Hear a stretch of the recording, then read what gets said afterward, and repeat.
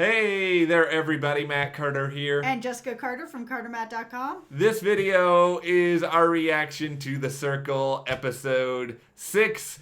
This is, a pretty important episode. We said goodbye to someone. We're apparently saying hello to two different people. That's interesting. We'll talk about that. We also, I guess, Operation Eggplant is now complete. Yeah, there was that. I guess when you're in an apartment alone, you gotta make some fun.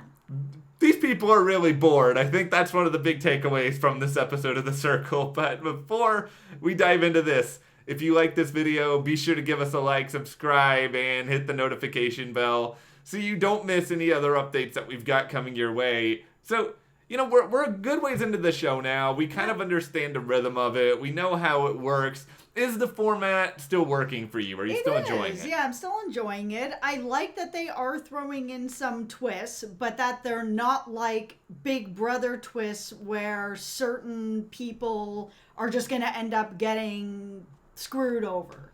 Yeah. Where it's a twist that they can't really have any control over. So the twist this time is that they're bringing in two new people. So that's not like America has voted and you're having this horrible thing happen to you now. I like these types of twists that still throw people off in the game, but everybody still has a fair chance and you're not just getting booted out because of a twist that just went bad.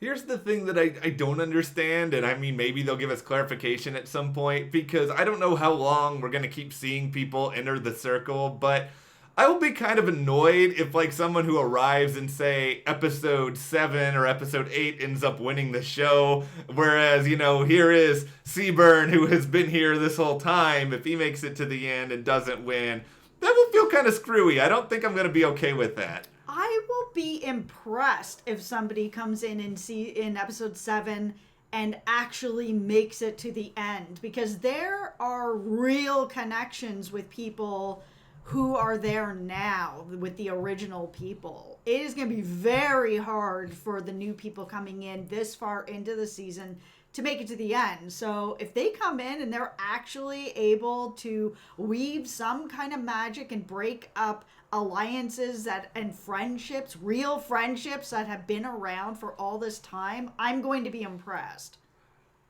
Let me play this out for a second here, because this is a crazy idea.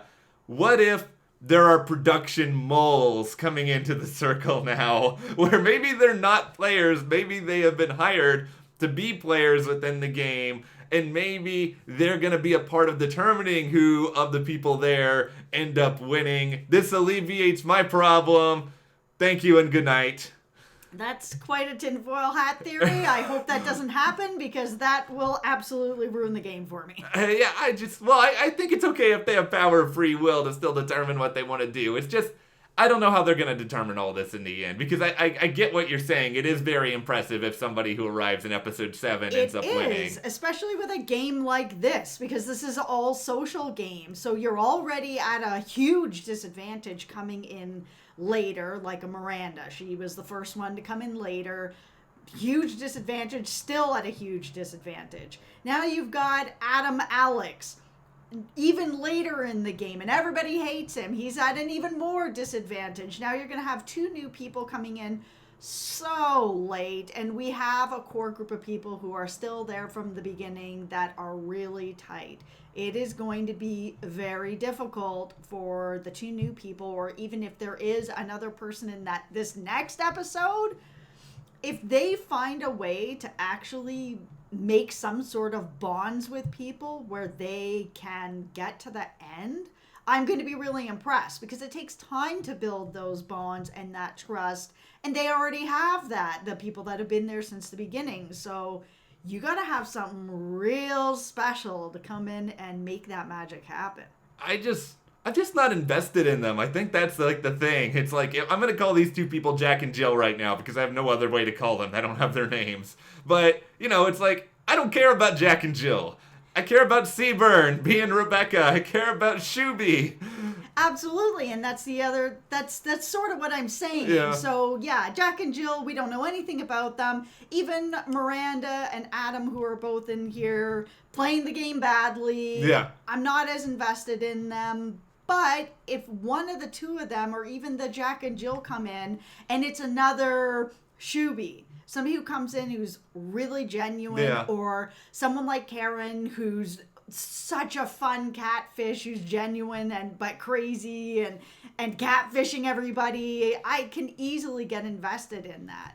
The problem has been I'm not invested in Alex Adam at all, because his character is not that great to people, and nobody's making a connection with him. And if nobody there's making a connection, I'm not making one at home. Yeah, let's just play it out there. Adam sucks. Like, this guy does. is a really terrible guy. He's still fun to watch, but he's not someone that I'm going to root for. No. So it just depends on who these two new people are. And I will say this. I'm kind of excited that the guy looks kind of like Adam. He does. It made me really excited again about the idea of whoever's casting the show is doing a really good job. Because now we have Alex Adam, who looks like this, who nobody really likes, who's doing a really terrible job. Now we're going to have another person who's going to come in that's going to be very similar looking to him. If this guy comes in and he's either all charisma, or he's really nice, or he's very genuine, that's going to be so much fun to watch. The battle of the two Adams. What if it actually is Adam? Like, what if it really is this guy in the picture? Die. This is me, just imagine like Elmo with the flames coming in behind me, because that will be me if that is the case. Just bring on the dumpster fire that comes with actual Adam entering the game. It would be more fun if actual Adam came in the game and he was a catfish, because obviously he can't use the same pictures, or then it's not really fair to Alex. No, but it would be really funny. It would be very There funny. is that part of me that just doesn't care at all about fairness at this point, and it's just like, you guys got rid of Karen, so now I just want the show to burn. Yeah, I was really bummed about that. I love her. I haven't made any secret. She's my absolute favorite. It really sucked to watch her go. Yeah. But my absolute favorite moment of this episode was seeing that she picked Chris. I was hoping in my heart that she was going to go see Chris. I was so excited about it, and she did it for me. She went there. She had that conversation with him, and it was just so nice and so genuine. I loved it. We're living in a world of the circle where we have to have like a 5-minute scene about eggplant emoji, and I just feel like this is the ultimate palate cleanser. This is what you run away from that scene to, which is two people for very different walks of life, but also have enough similarities that they can relate to each other, understand their struggle. I think they just had this natural connection that got to play out. And yeah, it was really, really sweet. I mean, granted, with this being said, I think getting rid of Mercedes was a terrible move. As far as drama and fun with the show, absolutely. And as far as just my favorite person has gone, yes, absolutely. But as far as making it a little bit easier to be able to target Chris, which is somebody who they should have been targeting long ago, this was the right way to go about it. Everyone kind of knew that they had each other's backs. Chris is really popular. He's so charismatic. Even when they were having, Shuby and Sammy were having that conversation, this was one of the best strategic conversations I've seen in a long time on reality TV, where they were really plotting out why keeping Mercedes made a lot of sense, because everyone knew she was a catfish. She'd be a great shield for them going forward, that if they didn't pick her, she would still be the target. So even if they didn't end up getting influencer, there's someone that's a worse target than them.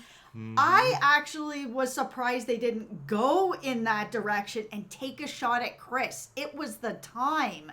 Neither of them are they don't dislike Chris, but nobody's as close to him as Mercedes is. So you get rid of Chris, that ally's gone. You keep Mercedes in the game that nobody likes, and Bob's your uncle. And that is why, to me, getting rid of Mercedes is a terrible move, because Chris was right there. And if you watch the Big Brother videos that are on the channel, I have a rule that I call the Mike Ehrmantraut rule of no half measures. No half and measures. I feel like this was a total half measure where, okay, you're going to get rid of Chris's ally, but you're not going to get rid of Chris when he is an obvious threat. And to me, what this shows is that Sammy is in control of the circle way more than Shuby is, because I think Shuby is going to regret this moment immensely and a few episodes down the road, because Chris is already plotting, because we saw that Destiny's Child text. Yep. He's plotting to get rid of Joey or Shuby potentially down the line. I just think... And Shuby and Sammy have both won Influencer twice now, so they're both big targets. They really should have taken the shot. Yeah. I agree. And I don't know, necessarily like it was Sammy who called the final shot here. It just feels like, based on the edit, that it was Shuby who was pushing harder for Chris as a threat than Sammy was. I think the issue is just that Sammy does also have a relationship with Chris. So, and I could see her not wanting to get rid of Chris and actually putting her foot down on that. Chris can't be everyone's buddy, though, guys. You can all go to Dallas and hang out with them after the show. I will give you a number of good places you can go and eat. Like, you don't need to keep Chris in the game. And I love Chris as a person, but it's like, I wouldn't want to compete with this guy. No, if they keep Chris in this game, Chris is going to win this game. Yeah. And he deserves to win this game at this point. He really does. He's done an excellent job of just being who he is, being really genuine, coming across that way. Nobody suspects really much of anything. Yeah, there was one person who was like, oh, maybe he's a catfish, but that just went nowhere because I just don't think anybody's going to buy it. He's so genuine, charismatic. He is a problem.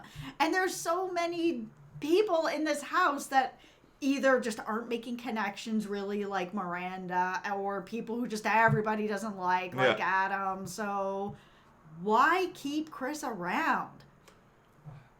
Let me throw this question out there, and I recognize fully that it is impossible for either one of us to know the answer, but do you think if Karen had just entered the circle as Karen and not been Mercedes and had Filtergate on the photos and like these photos look different, do you think Karen would still be there?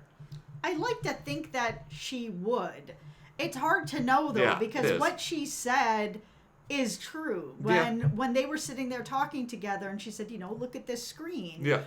What would it look like if it was all these people and then me up there? And it is that type of game, and it sucks that it's that type of game, because I would have picked Karen. I think she's awesome. And there were a couple other people after they saw her video that were like, oh man, I wish she had just been herself. Yeah.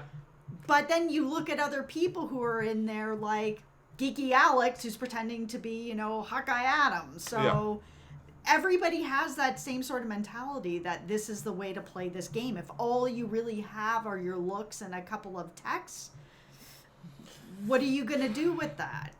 Yeah, I'm trying to think in my head of like, okay, who would have worked with Karen if she was just Karen? I think she would have had Chris still. I think that feels pretty good. I feel like she would have had Sammy. I was going to say, I think she absolutely would have had Sammy. I think that relationship would be completely different. Yeah, I think she would have had Sammy for sure. I think she probably would have had Shuby, because Shuby kind of knows about what it's like to be sort of an underdog and be different. And he likes really genuine people. And I actually think that she may have ended up with Joey, too. Yeah, I think she would have been okay. I don't know if she would have won the circle, but I think she would have been okay for a little while longer. But I'm sad, Karen. We loved you so much.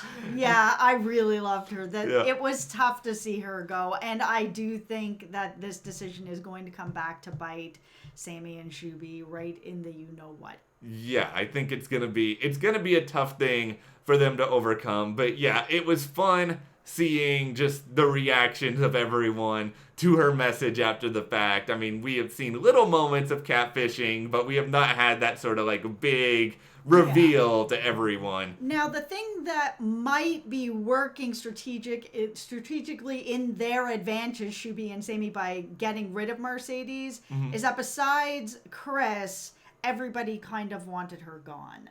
in some ways until they actually saw who she was. And then it seemed like a lot of people were like, oh no, this was a mistake. She seems like she was cool and this and that. But because she was kind of on everybody's radar, it's for two people who have been influencers twice. Yeah. Taking the safer shot may have actually been the better idea, maybe. Yeah, I think it's gonna be tough, and I think it's gonna be because it takes a little bit less of the target off of them. That's like, oh, they've been influencers twice, and now they took out Chris. Yeah, and I don't know. It could go either way. I think that is a good point. I think taking out Chris is a big move. It does put more of a target on them. With Chris still there, maybe Chris is also gonna be a target. I think the thing with Shuby is, he is close with Rebecca, quote unquote. He is close with Joey. Yeah. They will probably protect them for a little while. I mean, if Chris gets influencer, then I think the gloves are off and everything is a little bit different. Chris needs to take Shuby out. Shuby's got to go. Yeah, Shuby's a threat. And yes, he is. So that may be where it comes back to bite him, but it's all obviously going to depend on those little just sort of nuances, and that's what makes this game good right now. Well, it's also going to depend on who these two new people are. Yeah. Because what I'm actually surprised hasn't happened yet, and I'm kind of expecting it in the next episode, is that the new people haven't all come together. Yeah. And that the OG circle hasn't all come together to be like, listen, there's only so many of us left. We're all picking each other off. Yeah. While these people are all coming in and nothing's happening to them. They get immunity when they first come in, and then we're not doing anything when we have a chance. So what are we doing with that? Why aren't we banding together and just get rid of all the people that are coming in late, because that ain't fair, and sticking around together?